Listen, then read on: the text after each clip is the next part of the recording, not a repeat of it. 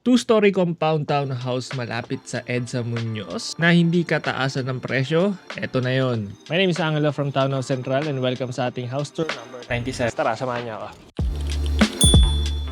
Okay, so we have a compound townhouse na merong 32 units and 8 na lang yung available.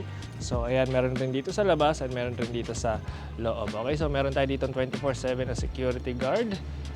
Okay, then ito yung driveway natin. Marami tayong street dito. Meron sa kanan and meron dito dalawa sa kaliwa. Itong model unit yung sisilipin natin. Itong model unit natin is corner unit. Pero sold na lahat ng corner units. So inner units na lang yung available natin. Okay, tara. Ito yung facade natin. Meron lang tayo ditong 2-story. And malalaki na rin yung set of windows natin. May stone tile cladding tayo dyan and may garden sa paligid ng ating facade. Rin pala natin is nandito na rin sa harap natin. Napupull out yan kung sakali. Okay? Tara. Ito yung ating main door. May wood cladding na rin tayo dyan na extended. So nagkaroon ka ng parang feeling na hanggang floor to ceiling yung main door natin dito. Okay? So tara, pasok tayo sa ating main door.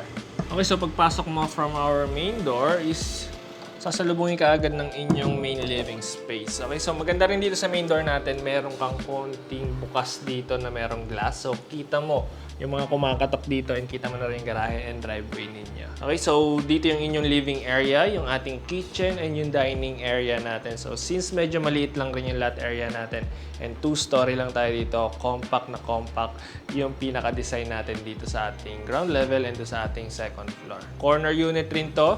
Ang mawawala lang dito is yung bintana natin dito sa side na yan. Okay, so high ceiling rin tayo dito. So maski maliit yung lot area natin, hindi mo ramdam dahil high ceiling tayo.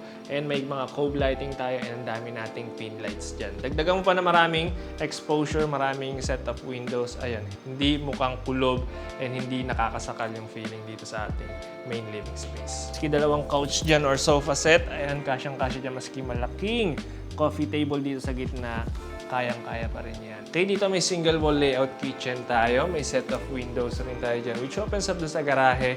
And ang ganda rin ng idea na ginawa nila. Naglagay sila dito ng open shelves pero hindi nila tinakpan yung likod para at least pasok pa rin yung liwanag galing dun sa carport natin papasok dito sa ating kitchen. Meron tayo dito single sink. Napakalapad na rin yan and undermount. Dami nating cupboard space and cabinet space. Dito yung spot for your fridge. Single door lang yan.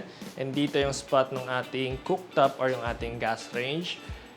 Ayan, may provision tayo para sa range hood kung sakali. Ayan, wall-mounted yan. Labas niyan doon sa garahe natin. Okay, sabay dito naman meron tayo dito 4 to 5 seater na dining table set. May isa tayo dito pendant light pero pwede damihan kung sakali yung medyo mas maliit pa. Para mas maganda and mas magkaroon ng character itong ating dining table set dito. Again, dito ko ilalagay yung TV kung sakali. Dito lang ideal for me or pwede rin siguro dun sa likod kung isang sofa lang yung ilalagay nyo dun. Sabay sa tabi ng kitchen natin and dining area, meron tayo dito powder room. May toilet ka lang and pedestal sink. Sabay meron ka ditong owning window and medyo low ceiling ka lang rin dito. May finish natin dito. Meron tayong marble green finish design. Okay, no, tara, pasok. Sa likod na itong pinto na to, meron tayong water utility area. Dito yung ating cistern tank, yung water pump, and yung pressure pump natin. Okay? May ilaw rin tayo dyan. Pwede na rin ito maging storage space kung sakali. Okay. Now, let's head dito sa ating staircase. Ito yung view mo. Kapag corner unit, meron kang bintana dito sa side na to eh. Pero yung mga natitira nating units, wala na tong bintana na to. Meron lang bintana, yun dito sa side natin, yun doon sa driveway natin. Okay, so akit na tayo dito sa second floor natin. Ito yung staircase natin. Solid wood planks na makakapal yung treads natin dyan. Ayan yung mga balusters natin dito is metal. And dito, maganda rin naglagay sila ng railings dito. Nagkaroon rin siya ng design in a way. Okay? So, ito. Ngayon lang ako nakakita ng staircase na nilagyan na nila ng painting. Hindi ko talaga na-imagine pa kapag may painting yung ganito. Mga blank space dito. Pero ayan, ang ganda ng kinalabasan. Ang laki. Okay. So, dito meron tayong 1, 2, 3, 4. May 4 tayo dito na pinto. Dito muna tayo sa ating master bedroom. Okay?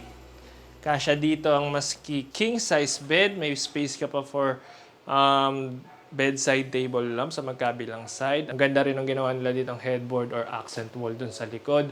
Pero lahat ng furniture dito is hindi included dun sa ating selling price. Meron tayong setup windows dito. Almost floor to ceiling yan. Lahat ng units natin, lahat ng deliverable units natin is ganito yung design pati yung size. Dito yung media wall natin, saktong-sakto lang. And ayan, yung flooring natin is vinyl tile flooring. Lalaki na rin ng pin lights natin dyan, kung mapapansin nyo. So by provision natin for window type na AC unit, dito ilalagay. Sa kaliwa ko naman is merong ensuite toilet and bath. Napakalaking vanity mirror, wall-mounted sink. Open shelves ka dito sa baba pero walang cabinet. Sa gitna yung toilet and dito yung shower area natin. Ang ganda rin na naglagay sila nito maliit na parang tiles. Karoon ng parang partition.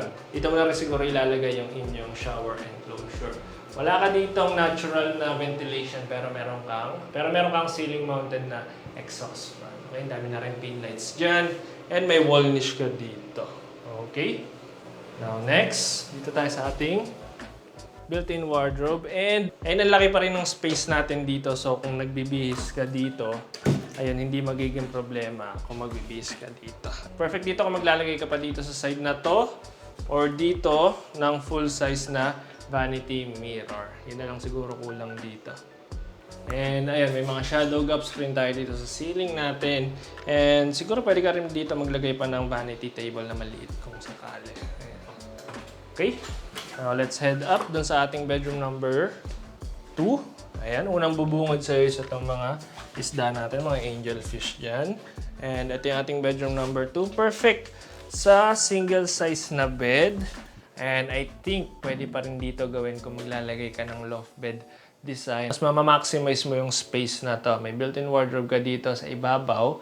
Meron na ring wood cladding design. And ayun, naging parang design na rin siya sa paligid ng AC unit natin. Mas maganda tignan. Okay?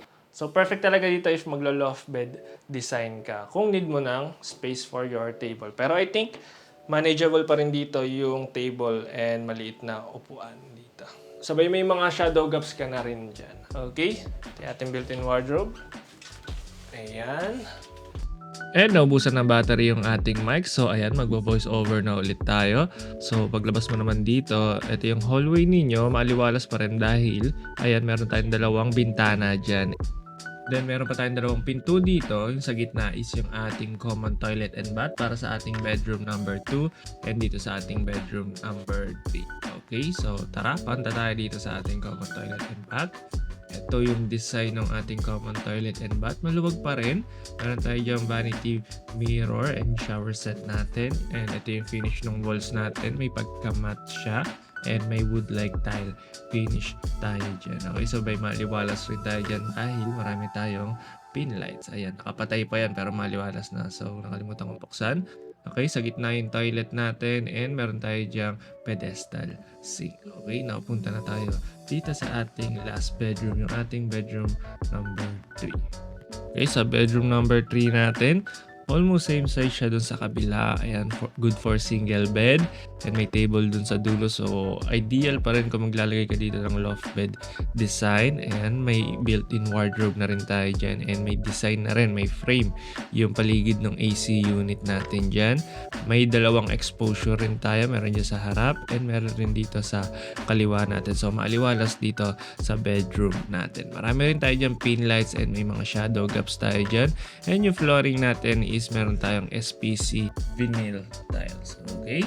Okay, now proceed naman tayo dun sa ating playground dun sa tabi ng guardhouse natin. Okay, tara.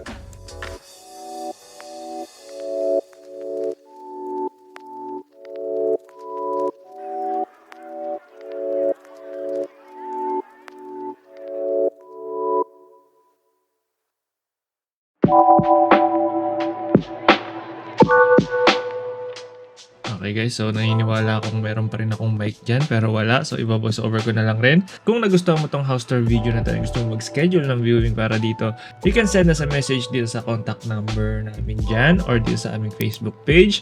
Also, if townhouse developer ka and may townhouse project ka na gusto i-feature dito sa aming YouTube channel, kindly send us a message dito rin sa contact number namin. My name is Angelo from Townhouse Central.